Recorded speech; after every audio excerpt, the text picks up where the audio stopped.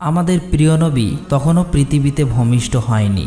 সময়টা ছিল তখনকার আরব সমাজ যখন অন্ধকারে ডুবেছিল। সেই সময়টাকে বলা হতো আইয়ামে জাহিলিয়াত যুগ, অর্থাৎ অন্ধকার যুগ। আরব সমাজে তখন আইন কানুন নীতি নৈতিকতার কোনো বালাই ছিল না। বেহায়াপনা, নোংরামি আর অশ্লীলতায় সমগ্র সমাজ যেন ডুবেছিল। সেই সময় নারীদের কোনো অধিকার ছিল না। নারীদের উপর চলতো নানান অত্যাচার ও নির্যাতন।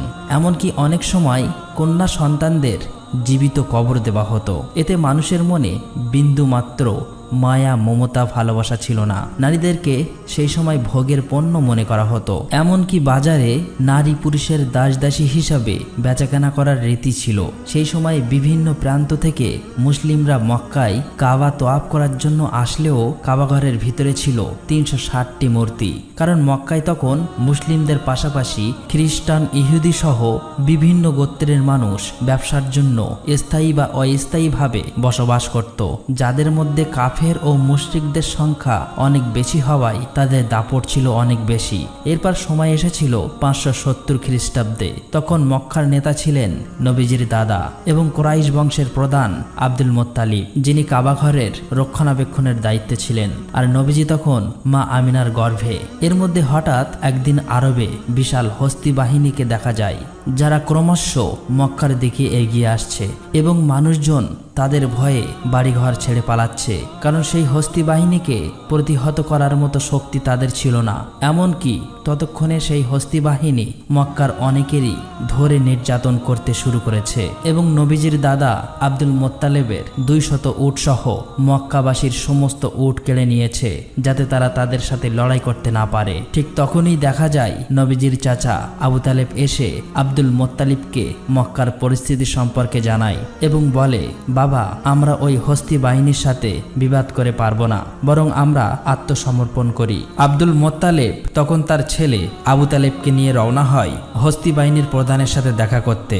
আর এই হস্তি বাহিনীর প্রধান হলেন মক্কার পার্শ্ববর্তী এলাকা ইয়ামেনের শাসক আব্রাহা। তার ছিল অনেক ক্ষমতা ও শক্তির অধিকারী। মূলত আরব সমাজ যখন অন্ধকারে ডুবে থাকলেও সমগ্র পৃথিবীর বেশিরভাগ মানুষ জেনে গিয়েছিল যে ইসলাম ধর্ম হলো পৃথিবীর শ্রেষ্ঠ ধর্ম, সত্য ধর্ম এবং শান্তির ধর্ম। তাই বিভিন্ন প্রান্তের মানুষেরা তখন ইসলাম গ্রহণ করছিল এবং দলে দলে হজ করার জন্য মক্কায় আসত। ইসলাম ধর্ম এবং কাবার এতটা গ্রহণযোগ্যতা দেখে আব্রাহা তার ক্ষমতার দাপটে ইয়ামেনের রাজধানী সানাতে হুবাহু কাবার মতো একটি গির্জা তৈরি করে। কারণ আব্রাহা চেয়েছিল মানুষ খ্রিস্টান ধর্ম গ্রহণ করুক এবং তার তৈরি গির্জাতে বেশি বেশি আসুক। কিন্তু আব্রাহা যখন দেখে যে তার চাওয়া কোনোভাবেই পূরণ হচ্ছিল না, আব্রাহা তখন রাগে ক্রোধে ফেটে পড়ে। আর সেই কারণেই আব্রাহা একদিন সিদ্ধান্ত নেয় যে কাবা ঘরকে সে ভেঙে দেবে। তারপর আব্রাহা তার ৬০,০০০ সৈন্য নিয়ে এবং ১৩টি হাতি নিয়ে মক্কার দিকে আসতে থাকে। এর মধ্যে আব্দুল মুত্তালিব সেখানে পৌঁছে যায় এবং আব্রাহাকে বলে, আমি আপনাকে সতর্ক করছি, আপনি যে ঘরটাকে ধ্বংস করতে চাইছেন সেটা আল্লাহর ঘর, তাই এমন বিপজ্জনক কাজ থেকে দূরে থাকুন। কিন্তু আব্রাহা তার কোনো কথাই শুনতে চাইছিল না। আব্দুল মুত্তালিব তখন তাকে বলে যে, আপনি আমার উট ফেরত দিন। এই কথা শুনে আব্রাহা বেশ অবাক হয়ে যায় এবং বলে যে, আমি আপনাদের প্রিয় উপাসনালয় ধ্বংস করে দিচ্ছি, যেখানে আপনাদের বাবা দাদারাও ইবাদত করে এসেছিল। ফলে আপনাদের মান সম্মান এবং প্রতিপ্রতি সবকিছুই ধুলাই মিশে যাবে। অথচ এই বিষয়ে কোনো চিন্তা না করে আপনি কিনা এসেছেন আপনার উট ফিরিয়ে নিতে। আব্দুল মুত্তালিব তখন বলে, আমি আমার উটের মালিক, তাই আমার উট আমি নিজেই ফেরত নিতে এসেছি। কিন্তু এই মক্কা এবং কাবাঘরের মালিক হলেন আল্লাহ। অবশ্যই আমি নিশ্চিত এই কাবাঘরকে আল্লাহ নিজেই রক্ষা করবেন। উত্তরে আব্রাহা তখন বলে, আজকে আমি এটাও দেখতে চাই কিভাবে তোমার আল্লাহ কাবাঘরকে আমার হাত থেকে রক্ষা করে। এরপরে আব্রাহা আব্দুল মুত্তালিবকে তার উটগুলো ফেরত দেয় এবং আব্দুল মুত্তালিব তার বাড়িতে ফিরে আসে। পরের দিন সকালে আব্রাহা তার হাতি বাহিনীকে নিয়ে মক্কায় প্রবেশ করতে যাচ্ছিল। কিন্তু হাতিগুলো যখন কাবাঘরের সীমানার মধ্যে চলে আসে, তখন তারা আর সামনের দিকে এগোতে চাইছিল না। তাদের পাগুলো যেন পাথর হয়ে গিয়েছে এবং কিসে যেন আটকে পড়েছে। আব্রাহা এবং তার সৈন্যরা তখন একটু চালাকি করে জোর করে তারা হাতিগুলোর মুখ অন্যদিকে ঘুরিয়ে দেয় এবং হাতিগুলোকে তারা ভালো ভালো খাবার খেতে দেয় আর সেই সমস্ত খাবারগুলো ছড়িয়ে দেয় ঠিক কাবা ঘরের সামনে। হাতিগুলো তখন সেই খাবারের লোভে আবারও কাবা ঘরের দিকে এগিয়ে যেতে থাকে। এদিকে আব্দুল মোত্তালেব অনেক চিন্তিত হয়ে পড়ে। ভারাক্রান্ত মন নিয়ে আব্দুল মোত্তালেব কাবা ঘরের সামনে চলে আসে। কাবা ঘরের দরজায় একটি শিকল ছিল। আব্দুল মোত্তালেব সেই শিকলটিকে শক্ত করে চেপে ধরে আর কাবা ঘরের দরজার উপর মাথা রাখে। এরপর মহান আল্লাহ তাআলার কাছে দোয়া করে বলে, হে আল্লাহ, এই ঘর তোমার আর এই ঘরকে রক্ষা করার দায়িত্ব তোমার। আমরা তো শুধুমাত্র তোমার গোলাম, তোমারই বান্দা। আমাদের পক্ষে আর কিছুই করার সম্ভব হচ্ছে না। এখন এই ঘরকে তুমি রক্ষা করো। কথাগুলো বলতে বলতে তার চোখ দিয়ে অশ্রু গড়িয়ে পড়ছিল। কিন্তু ঠিক তখনই আকাশ থেকে আব্দুল মোত্তালেব একটা আওয়াজ শুনতে পায়। তাই সে ধীরে ধীরে সামনের দিকে এগিয়ে আসে। ঠিক তখনই তিনি দেখতে পায় আকাশ থেকে শত শত আবাবিল পাখি ধেয়ে আসছে মক্কার দিকে। আব্দুল মোত্তালেব এক দৃষ্টিতে পাখিগুলোর দিকে তাকিয়েছিল আর মনে মনে ভাবছিল, এটাই হয়তো আল্লাহর কাছ থেকে প্রেরিত রহমত, যেটা আজ কাবা ঘরকে রক্ষা করবে। তা না হলে এত আবাবিল পাখি কেন এখানে আসছে? আবার প্রতিটি পাখির কাছে 3টি করে পাথর ছিল। একটি পাথর ছিল তাদের মুখে আর বাকি 2টি পাথর ছিল তাদের পায়ে। মোত্তালিব দেখতে পায় সমস্ত আবাবিল পাখি কাবা শরীফ ঘিরে ফেলেছে, এমনকি তারা সেখানে কাবা শরীফ তওয়াফ করছে। তখন তিনি বুঝে যায় যে পৃথিবীর কোনো শক্তি আজ কাবা শরীফকে ধ্বংস করতে পারবে না। এরপর সমস্ত আবাবিল পাখি ছুটে চলে যায় আব্রাহার হস্তি বাহিনী এবং সৈন্যর দিকে। আব্রাহার সৈন্য বাহিনীরা আবাবিল পাখিগুলি দেখে অনেক ভয় পেয়ে যায়। তারা তখন সেখান থেকে পালিয়ে যাবার চেষ্টা করে, কিন্তু ততক্ষণে সমস্ত আবাবিল পাখি তাদের সঙ্গে থাকা পাথরগুলো আব্রাহার হস্তি বাহিনী এবং সৈন্যদের উপর পাথরগুলো বৃষ্টির মতো ফেলতে থাকে। ফলে দেখা যায় প্রতিটি পাথর সৈন্যদের শরীর ভেদ করে ঢুকে যাচ্ছে। এতে মুহূর্তের মধ্যে সকল সৈন্যরা মারা যায়, এমনকি আব্রাহা এখানেই মারা গিয়েছিল। আল্লাহ তাআলা এই কাফেরদেরকে ধ্বংস করে দেয়। মহান আল্লাহ রাব্বুল আলামিনের কুদরতের মাধ্যমে এই ছোট ছোট পাথর দিয়ে ধ্বংস হয়েছিল 60,000 সৈন্য এবং 13টি হাতি। এমনকি এই ঘটনার বর্ণনা দেওয়া হয়েছে পবিত্র কোরআনে সূরা আল ফিলে, যেখানে বলা হয়েছে, তুমি কি দেখোনি তোমার প্রতিপালক কাবা ঘর ধ্বংস করতে আসা হস্তি বাহিনীর সাথে কিরূপ আচরণ করেছিল? তিনি কি তাদের চক্রান্ত নাশাত করে দেননি? তিনি তাদের বিরুদ্ধে পাঠিয়েছিলেন ঝাঁকে ঝাঁকে আবাবিল পাখি। তারা ওই হস্তি বাহিনীর উপর ছোট্ট ছোট্ট পাথর নিক্ষেপ করেছিল। অতঃপর ওই হস্তি বাহিনী পরিণত হয়েছিল ভক্ষিত ভূষির ন্যায়। আর এভাবেই ওই দিন কাবা ঘর রক্ষা করেছিল মহান আল্লাহ তাআলা। এই ঘটনার পর প্রায় 2 মাস কেটে যায়। এরপর আমরা একটি রাতের ঘটনা দেখতে পাই। মক্কাবাসীরা সেদিন নিজ নিজ কাজে ব্যস্ত ছিল। নবীজির দাদা আব্দুল মোত্তালিব সেদিন রাত্রে কাবা শরীফের ছাদের উপর দাঁড়িয়েছিল। হঠাৎ করে সেদিন আকাশে তিনি প্রজ্বলিত আলো দেখতে পায়, যেটা আরব থেকে পূর্ব অঞ্চল সহ সমগ্র বিশ্ব ছড়িয়ে পড়ে। আলোটিকে দেখে আব্দুল মোত্তালিব অনেক অবাক হয়ে যায়। এরপর তিনি দৌড়ে নিচে চলে আসে। এখানে তিনি দেখেন যে কাবা শরীফের ভিতরে বিভিন্ন পূজারীদের রাখা 360টি যে মূর্তি ছিল সেগুলি সব আপনা আপনি ভেঙে পড়ছে। এরপর তিনি কাবা ঘর থেকে বাইরে এসে দেখে যে কুফা এবং সিরিয়ার মধ্যবর্তী স্থানে পানি প্রবাহ শুরু হয়েছে, অথচ বহু বছর ধরে এখানে কেউ পানি দেখেননি। ঠিক তখনই আব্দুল মোত্তালিব তার ঘরের দিকে চোখ পড়ে। তিনি তখন দেখতে পায় আজকে তার ঘরের মধ্যে থেকে অদ্ভুত এক ধরনের নূরের আলো বের হচ্ছে, যেটা এর আগে তিনি কখনোই কোনোদিন দেখেননি। আব্দুল মোত্তালিব তখন ধীরে ধীরে তার ঘরের দিকে এগিয়ে যেতে থাকে, কিন্তু যখন তিনি তার ঘরের দরজার কাছে পৌঁছায় তখন তিনি দেখেন যে মা আমিনার কোলজুড়ে একটি ফুটফুটে শিশুর জন্ম হয়েছে, যার শরীর থেকে অসম্ভব পরিমাণের নূরের আলো বের হচ্ছে। এটা দেখে আব্দুল মোত্তালিবের চোখ দিয়ে পানি চলে আসে, কারণ সেই সময়ে আরবের অন্ধকার সমাজে প্রদীপের আলো হয়ে আসেন প্রিয় নবী হযরত মুহাম্মদ সাল্লাল্লাহু আলাইহি ওয়াসাল্লাম। পরের দিন আব্দুল মোত্তালিব তার নাতির আকিকার জন্য উট জবাই করে গরিব দুঃখী মানুষদেরকে খাওয়ায়। সেখানে তাকে সাহায্য করছিল তার ছেলে আবু তালেব। তখন সেখানে আবু তালেবের বড় ভাই অর্থাৎ নবীজির চাচা আবু লাহাব আসেন, তবে গরিবদের সাথে একসাথে বসে খেতে হবে বলে বাড়ির দরজা থেকে চলে যান। আসলে আসলেই আবুল আহাব অনেক অহংকারী লোক ছিলেন। অন্যদিকে মা আমিনার বুকে দুধ ছিল না, তাই শিশু নবী মুহাম্মদ সাল্লাল্লাহু আলাইহি ওয়াসাল্লামকে দুধ খাওয়ানোর জন্য একজন মহিলাকে ডাকা হয়। সে ছিল আবুল আহাবের স্ত্রীর দাসী। তাই আবুল আহাব ঘরে ফেরার পর তার স্ত্রী তার সাথে অনেক রাগারাগি করে, কেন তার দাসীকে এই কাজের জন্য নেওয়া হলো। আসলেই আবুল আহাবের স্ত্রীও অহংকারী ছিল। অন্যদিকে দেখা যায় ইহুদিরা একসাথে বসে কথা বলছিল। তারা বুঝতে পেরেছে কোনো এক বিশেষ শিশুর জন্ম হয়েছে, কারণ এই ব্যাপারেও তাদের ধর্মগ্রন্থে স্পষ্টভাবে উল্লেখ ছিল। ফলে যেদিন রাতে প্রিয় নবীর জন্ম হয়, সেই দিন রাতের আকাশে সেই নূরের আলো দেখেই খ্রিস্টান এবং ইহুদি ধর্মের গুরুরা বুঝে গিয়েছিল এবার সে শিশু পৃথিবীতে আগমন করেছে। তবে ইহুদিরা বেশি চিন্তিত ছিল, কারণ তারা জানতে পেরেছিল যে কোনো ইহুদির ঘরে এমন শিশুর জন্ম হয়নি, তাহলে সেই শিশুটিকে কে হতে পারে। আর এই জন্যই তারা সেখানকার অনেক বাচ্চাকে কিনতে চায়, যেন সেই শিশুটি তাদের দলে আসে। এমনকি টাকার বিনিময়ে অনেক ভণ্ড মহিলার দায়িত্ব দেয় শরীরে কোনো বিশেষ দাগের মাধ্যমে শিশু নবীজিকে খুঁজে বার করার জন্য। একদিন দেখা যায় বাচ্চাদের নাম রাখার উৎসব চলছে। সেখানে বিভিন্ন বাচ্চাদের নাম ঘোষণা করা হচ্ছে আর সবাই মিলে আনন্দ করছে। এর মধ্যে সেখানে আব্দুল মোত্তালেব আসেন শিশু নবীজিকে কোলে নিয়ে তার নাম রাখার জন্য।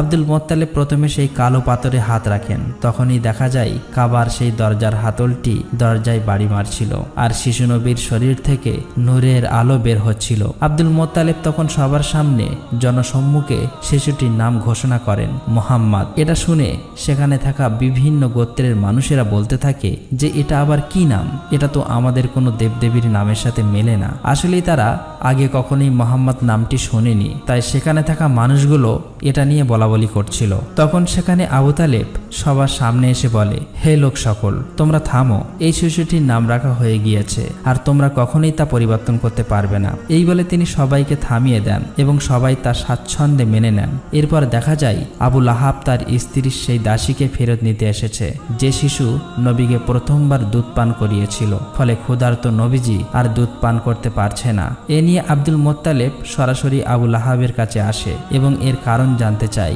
আবুল আহাব তখন বলে, ওই দাসীকে আমার স্ত্রীর উপহার দিয়েছিলাম, তাই তার মালিক হলেন আমার স্ত্রী। এটা শুনে আব্দুল মোত্তালেব বললেন, তুমি মোহাম্মদের চাচা হয়েও এই কথা বলছো? অথচ আমি তো সব সময় মোহাম্মদের জন্য জীবন দিতে প্রস্তুত। তবে আল্লাহই তো মহান, তাই শিশু মোহাম্মদকে বেশি দিন দুগ্ধ কষ্টে থাকতে হয়নি। কারণ সে সময় আরবের রীতি ছিল যে সন্তান জন্ম নেওয়ার পর তাকে দুধপান করানোর জন্য এবং মরুভূমি থেকে দূরের মুক্ত আবহাওয়ায় লালন পালন করানোর জন্য বেদুইন মহিলাদের কাছে দিয়ে দেওয়া হতো এবং নির্দিষ্ট সময়ের পর আবার ফেরত নেওয়া হতো। এর আরেকটি কারণ ছিল বাচ্চাদের বিশুদ্ধ আরবি শেখানো, আর সবকিছুর জন্য বেদুইন মহিলাদের ভালো পরিমাণ অর্থ দেওয়া হতো। প্রতি বছরে একবার করে বেদুইন মহিলারা মক্কায় আসতো বাচ্চা দত্তক নিতে। এবারেও অনেক দম্পতি মক্কায় এসেছে। এর মধ্যে একজন দম্পতিকে দেখা যায় তারা বেশ ক্লান্ত ছিল আর তাদের উটটাও ক্লান্ত ছিল, কারণ মরুভূমির উত্তপ্ত গরমের মধ্য দিয়ে অনেক দূরের পথ পাড়ি দিয়ে এখানে আসতে হয়েছে তাদের। তাই প্রথমে তারা বাধ্য হয়ে তাদের উটকে কম দামে বিক্রি করে দেয় এবং বাচ্চা খুঁজতে থাকে। তারা আসতে দেরি করায় ততক্ষণে সব বাচ্চা দত্তক নিয়ে ফেলেছে অন্যান্য মহিলারা। এটা দেখে তাদের মন কিছুটা খারাপ হয়ে যায়। এদিকে কসাই যখন তাদের উটটাকে জবাই করতে যাবে, ঠিক তখনই উটটা উঠে দৌড় দেয় এবং নবীজির বাড়িতে প্রবেশ করে। এটা দেখে ওই মহিলার স্ত্রীও উটের পিছন পিছন নবীজির বাড়িতে প্রবেশ করে। তখন নবীজির মা আমিনা ওই মহিলাকে খুবই ক্লান্ত ও ক্ষুধার্ত দেখে খাওয়ানোর জন্য তাকে ঘরে নিয়ে যায় আর তার শিশু বাচ্চাটিকে দোলনায় শুইয়ে দিতে বলেন। মহিলাটি যখন তার বাচ্চাকে দোলনায় রাখতে যায়, তখন তিনি শিশু মোহাম্মদকে দেখতে পান, যার শরীর থেকে নূরের আলো চমকাচ্ছিল। সেই মহিলা তখন নবীজিকে কোলে তুলে নেন এবং তাকে ক্ষুধার্ত দেখে নিজের দুধ পান করান।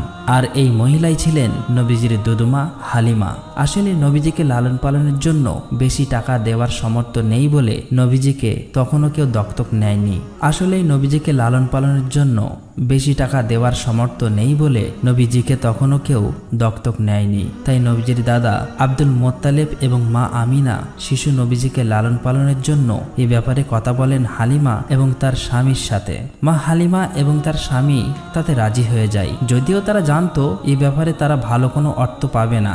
এরপর দেখা যায় মা আমিনা নিজে অনেক কষ্ট পেলেও নবীজিকে দুধমা হালিমার কাছে দিয়ে দেন এবং তাদেরকে দুটি উট এবং একটি গাদা দেওয়া হয়েছিল। হালিমা যখন নবীজিকে নিয়ে তার এলাকায় প্রবেশ করে তখন সেখানে বৃষ্টি শুরু হয়েছে, অথচ এর আগে বহু বছর এখানে বৃষ্টি হয়নি। পাশাপাশি নবীজি আসার পর থেকেই দুধমা হালিমার ঘর যেন আল্লাহর রহমতে ভরে গিয়েছে। আর এভাবেই কেটে যায় 2 বছর এবং চুক্তি শেষ হওয়ার কারণে দুধমা হালিমা এবং তার স্বামী প্রিয় নবীজিকে ফেরত দেওয়ার জন্য তার মা আমিনার কাছে নিয়ে আসে। নবীজি আসার সাথে সাথেই কাবা ঘর আলোয় ভরে ওঠে। অন্যদিকে মা আমিনা নবীজিকে দেখে খুশিতে কেঁদে ফেলে, কিন্তু কাবার আশেপাশে তখন একটি মহামারী রোগ ছড়িয়ে পড়েছিল। সেই সাথে নবীজির দাদা আব্দুল মোত্তালেব জানতে পারেন যে ইহুদিরা তখনও নবীজিকে খুঁজে বার করার চেষ্টা করছে। তাই খারাপ কিছুর আশঙ্কা থেকে নবীজিকে রক্ষা করতে আবারও নবীজিকে হালিমার সাথে পাঠিয়ে দেয়। এরপর কেটে যায় আরো 2 বছর। এর মধ্যে হঠাৎ একদিন নবীজির দুধমা হালিমা ভীষণ অসুস্থ হয়ে পড়েন। সেখানকার কবিরাজ এবং তান্ত্রিকরা এসে হালিমাকে সুস্থ করে তোলার চেষ্টা করছে, কিন্তু নবীজি এটা দেখে তান্ত্রিকদের সরিয়ে দেয়। যখনই নবীজি দুধমা হালিমার হাতে হাত রাখে তখনই দেখা যায় দুধমা হালিমা বেশ সুস্থ হয়ে গিয়েছে। আর এটা দেখে তান্ত্রিকরা অবাক হয়ে যায় এবং সেখান থেকে চলে যায়। তবে তান্ত্রিকরা বুঝে গিয়েছিল যে এই সেই বিশেষ শিশু, আর এই খবরটি তান্ত্রিকরা ইহুদিদেরকে জানিয়ে দেয়। ফলে নবীজিকে নেওয়ার জন্য শত্রুরা বিভিন্নভাবে হালিমার ঘরে আক্রমণ শুরু করে। আর এ থেকে হালিমা এবং তার স্বামী নবীজিকে রক্ষা করলেও তারা খারাপ কিছুর আশঙ্কা বুঝতে পেরে হালিমার স্বামী নবীজিকে নিয়ে মক্কার একটি পাহাড়ের উদ্দেশ্যে রওনা হয়। তবে এবারে বিদায় নেওয়ার সময় দুধমা হালিমা কান্নায় ভেঙে পড়ে। নবীজির দাদা এই খবর জানতে পেরে নবীজির কাছে চলে আসেন, আর গুহার মধ্যেই দাদা নাতি কাটিয়ে দেয় প্রায় 1 বছরের বেশি সময়। নবীজির উপস্থিতিতে মরুভূমি তখন প্রাণোচ্ছল হয়ে উঠেছিল। এরপর একদিন মা আমিনা সেই গুহা থেকে নবীজিকে নিয়ে মদিনাতে আসেন তার আত্মীয় স্বজনদের সাথে দেখা করতে এবং তার স্বামী অর্থাৎ নবীজির পিতা আব্দুল্লাহর কবর জিয়ারাত করতে। মূলত নবীজির জন্মের 2 মাস আগেই ব্যবসার কাজে আব্দুল্লাহ মদিনায় এসেছিলেন এবং সেখানে অসুস্থ হয়ে ইন্তেকাল করেছিলেন। তাই মদিনাতেই নবীজির পিতা দাফন করা হয়েছিল।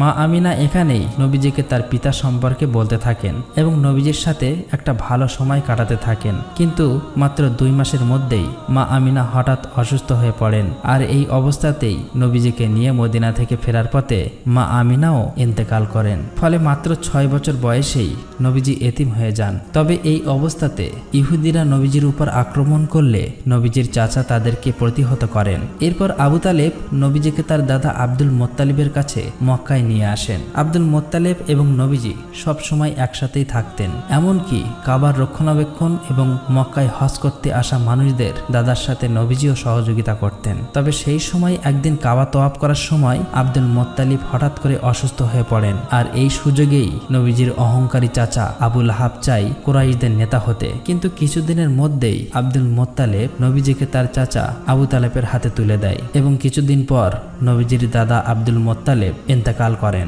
ফলে মাত্র 8 বছর বয়সে নবীজি একেবারেই একা হয়ে যায়। এরপর চাচা আবু তালেবের সঙ্গে নবীজি মক্কাতে জীবনযাপন করতে থাকে। সেখানে নবীজি ছাগল চড়ানো সহ বিভিন্ন কাজ করতেন। তবে একদিন নবীজি দেখেন যে নবীজির সেই অহংকারী চাচা আবু লাহাব সোয়াইব নামের একজন দাসীকে অন্যের কাছে বিক্রি করে দিচ্ছে।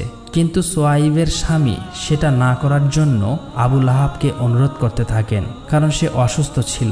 উত্তরে আবু লাহাব বলেন, আমার পাওনা অর্থ ফেরত দিয়ে দিলে আমি তাকে আর বিক্রি করব না। তখন পাশে দাঁড়িয়ে থাকা নবীজি চাচা আবু লাহাবকে বললেন, সোয়াইবকে আপনি ছেড়ে দিন আর আমি নিজেই আপনার অর্থ ফেরত দেব। নবীজির এই মহানুভবের কারণে সোয়াইব সেদিন ছাড়া পেয়ে যায়। মূলত সোয়াইব ছিলেন সেই মহিলা যিনি নবীজিকে সর্বপ্রথম দুধ পান করিয়েছিলেন। এরপর আরেকদিন নবীজি দেখেন যে একজন লোক তার কন্যা সন্তানকে জীবন্ত কবর দিতে যাচ্ছে। আর সেই সময় লোকটির স্ত্রী তার স্বামীর পায়ে ধরে কান্না করে এটি না করার জন্য অনুরোধ করছে। নবীজি তখন শিশু বাচ্চাটিকে কোলে নিয়ে লোকটির কাছে আসে এবং লোকটিকে বোঝান যে কন্যা সন্তান হলো পিতামাতার জন্য রহমত স্বরূপ। নবীজির কথা শুনে লোকটির মন মায়া মমতায় ভরে ওঠে এবং তার কন্যা সন্তানকে নিজেই কোলে নিয়ে নেয়। এভাবেই দেখতে দেখতে নবীজির বয়স হয়ে যায় 12 বছর। এদিকে তার চাচা আবু তালেব যেহেতু ব্যবসায়ী ছিলেন, তাই আরবের নিয়ম অনুযায়ী প্রতি বছরেই একবার সিরিয়া সফরে যেতেন। তখন নবীজিও বায়না ধরলেন তার চাচার সাথে এবারও সিরিয়া সফরে যাবেন। যাত্রা শুরু করার পর প্রতিমধ্যেই বসরা নামের একটি জায়গায় তারা তাঁবু ফেলেন। আর সেই শহরেই একটি গির্জায় ইহুদিদের একজন ধর্মগুরু ছিলেন, যিনি নবীজি এবং তার চাচা আবু তালেব সহ কাফেলার সমস্ত লোকের একটি দাওয়াত খাওয়ায়। এই সময় বালক মোহাম্মদকে দেখে বুঝতে পারেন যে তিনি হলেন শেষ এবং সর্বশ্রেষ্ঠ নবী। এটা যেমনি তাদের ধর্মগ্রন্থে লেখা ছিল, তেমনি তার অন্তর্দৃষ্টি থেকে দেখতে পেয়েছিলেন। এরপর তিনি আবু তালেবকে বলেন যে মোহাম্মদ এখন তোমার আশ্রয়ে আছে, তাই তোমার আরো বেশি সতর্ক হওয়া উচিত। এবং এটাও বলেন যে মোহাম্মদকে নিয়ে তোমার সিরিয়া যাওয়া উচিত হবে না, কারণ সেখানকার ইহুদিরা তাকে ক্ষতি করতে পারে। তাই আবু তালেব তার সিরিয়া যাওয়ার সিদ্ধান্ত বদলে আবারও মক্কার দিকে ফিরে আসতে শুরু করে। তবে প্রতিমধ্যেই তারা সেই ইহুদিকে আহত অবস্থায় দেখতে পায়, যে কিনা বারবার মুহাম্মদ সাল্লাল্লাহু আলাইহি সাল্লামকে ক্ষতি করতে চেয়েছিল। নবীজি তখন তার ঘোড়া থেকে নেমে সেই ইহুদির মুখে পানি তুলে দেয় আর তাকে সমুদ্রের একটি জায়গায় নিয়ে আসেন। সেখানে নবীজি দেখতে পান যে একটি মূর্তির সাথে শিকল দিয়ে একটি মহিলাও দুটি বাচ্চাকে বেঁধে রাখা হয়েছে কুরবানি দেওয়ার জন্য। আর অন্যদিকে সেখানকার জেলে সম্প্রদায়রা পূজা করছে যেন তাদের দেবতা এই কুরবানি কবুল করে, এবং জেলেদেরকে প্রচুর ধনসম্পদ দান করেন। কিন্তু প্রিয় নবী হযরত মুহাম্মদ সাল্লাল্লাহু আলাইহি সাল্লাম সেটা দেখে সেই মহিলা ও বাচ্চাদের শেকল খুলে দিতে লাগলে সেখানকার জেলেরা নবীজিকে থামাতে যায়। আর ঠিক তখনই সমুদ্রের ঢেউ এমন ভাবে ওঠে যে সেই মূর্তি ভেঙে পড়ে এবং সেখানকার পূজারীরা ঘরের ভিতরে চলে যায়। কিছুক্ষণ পরে সেই ঢেউ থামার পর দেখা যায় প্রচুর মাছ সমুদ্রের ধারে এসে জমা হয়েছে। এটা দেখে জেলেরা অবাক হয়ে যায় এবং দ্রুত সেই মাছগুলো ধরতে থাকে। আর দূর থেকে এইসব দেখে সেই ইহুদি লোকটি অবাক হয়ে যায়। আসলে আল্লাহ পাকের কাছে এটা নবীজির দোয়া ছিল। শেষ দৃশ্যে দেখা যায় আবু তালেব বৃদ্ধ হয়ে গিয়েছে, আর তিনি কাবার সামনে দাঁড়িয়ে মক্কার সমস্ত লোককে আহ্বান করছে কোনো রকম দ্বন্দ্ব বিবাদ ছাড়া ইসলামের পথে ফিরে আসতে এবং শান্তিপূর্ণ জীবনযাপন করতে। কিন্তু তখনও সেখানকার কিছু নেতারা আবু তালেব এবং হযরত মুহাম্মদ সাল্লাল্লাহু আলাইহি সাল্লামকে মিথ্যা প্রমাণ করতে চায়। তবে মক্কার মানুষ ততদিন পরিষ্কার হয়ে গিয়েছিল হযরত মুহাম্মদ সাল্লাল্লাহু আলাইহি সাল্লাম হলেন শেষ নবী এবং সর্বশ্রেষ্ঠ নবী। তাই তার ধর্মই হলো সর্বশ্রেষ্ঠ এবং সত্য ও শান্তির ধর্ম।